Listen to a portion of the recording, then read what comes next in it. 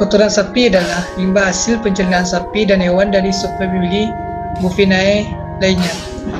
Kotoran sapi memiliki warna yang bervariasi dari kehijauan hingga kehitaman, tergantung makanan yang dimakan sapi tersebut. Setelah terpapar udara, warna dari kotoran sapi cenderung menjadi gelap. Manusia membutuhkan berbagai asupan nutrien sebagai penghasil energi untuk melakukan kegiatan sehari-hari dan mempertahankan kehidupannya. Asupan nutrien tersebut bisa didapatkan melalui makanan, baik yang berasal dari makanan nabati maupun makanan hewani. Makanan nabati adalah makanan yang berasal dari produk-produk yang berasal dari tumbuhan seperti sayur, buah-buahan, minyak nabati, biji-bijian, dan umbi-umbian. Sapi merupakan hewan ruminansia dengan sistem pencernaan poligastrik. Sapi memiliki rumen di mana di dalamnya terdapat mikroorganisme yang memecah selulosa pada dinding sel tumbuhan, sehingga nutrien dalam tumbuhan tersebut dapat dimanfaatkan untuk proses metabolisme sapi. Dalam proses pemecahan selulosa di dalam rumen terjadi fermentasi yang menghasilkan gas metana. Gas metana yang dihasilkan di dalam rumen sapi kemudian dikeluarkan dalam bentuk gas, buangan, kentut, dan sendawa serta dalam feses sapi. Metana inilah yang disebut-sebut sebagai salah satu penyebab pemanasan global.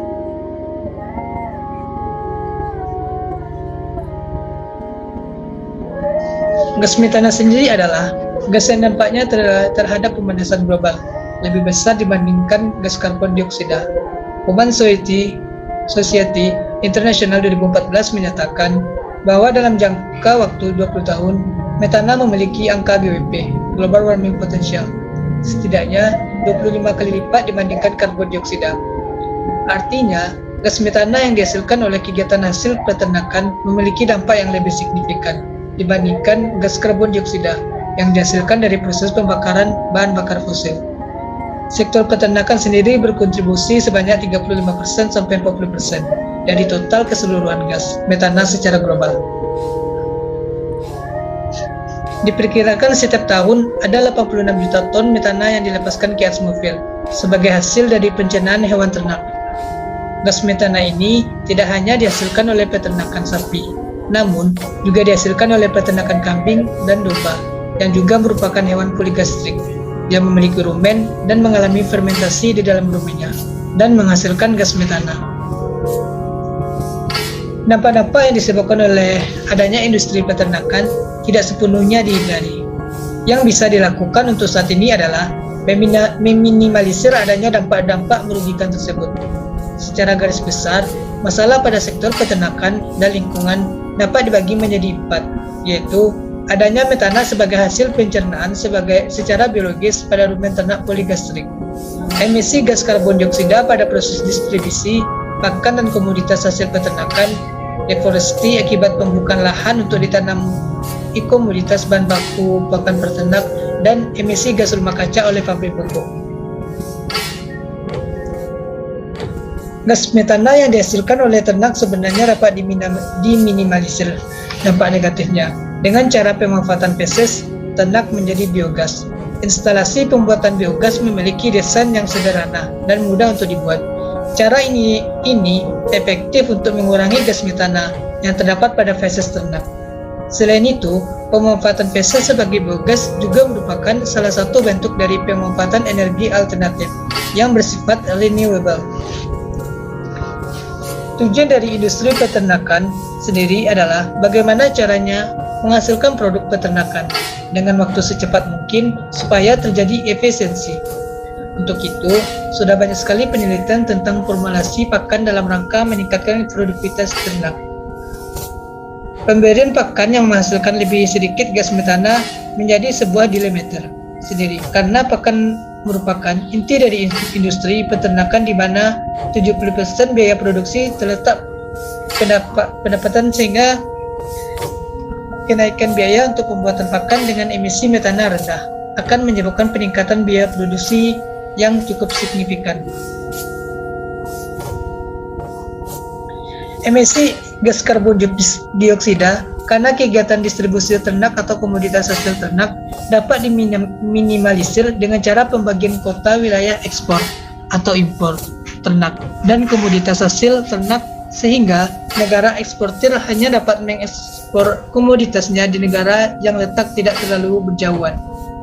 Selain itu, pengurangan kuota impor atau jual beli antar daerah ternak hidup juga dapat dikurangi dan diganti dengan impor daging beku yang lebih efisien tempat sehingga kegiatan distribusi juga menjadi lebih efisien.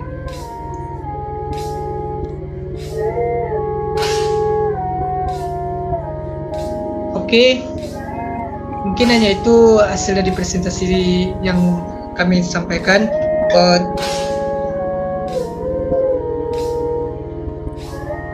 Saya akhiri dengan Assalamualaikum warahmatullahi wabarakatuh.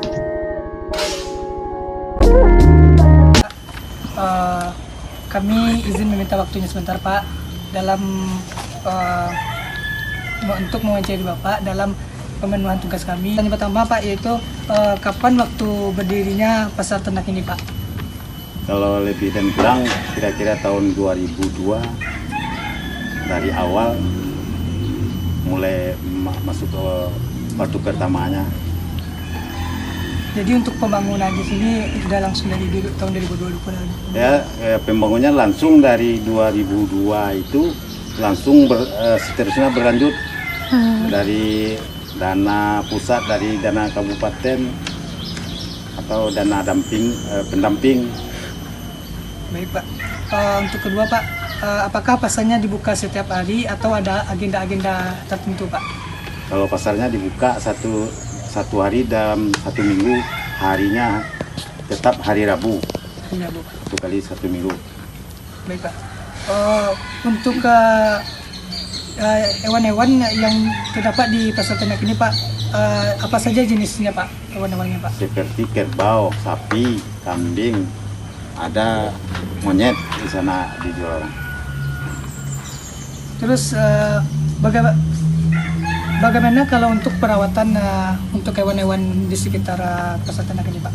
Kalau hewan-hewan yang di pasar ternak ini yang merawat itulah siapa yang punya, dia yang merawat, yang kalau sakit dibawain tuh itu dokternya ke tempat.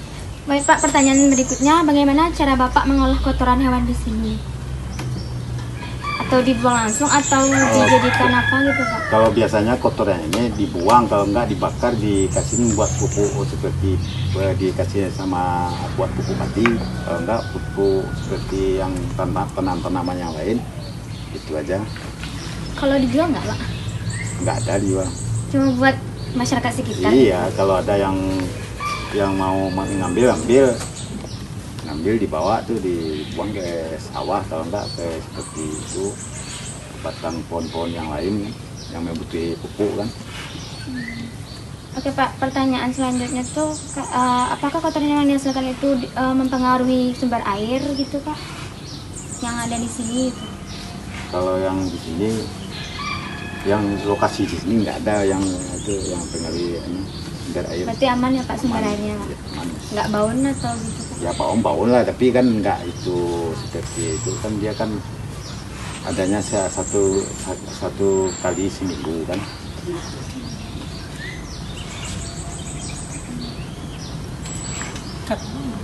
Baik, Pak, pertanyaan selanjutnya, Pak, kan tadi Bapak bilang dibuang kan kotorannya, akan buang ke sawah, apa ada buangnya ke sungai atau gimana, Pak? Nggak ada yang ke sungai, nggak ada, buatnya ke sawah, terus kayak itu kayak seperti rumputnya itu kelapa, sawit, itu ada apa namanya, pisang,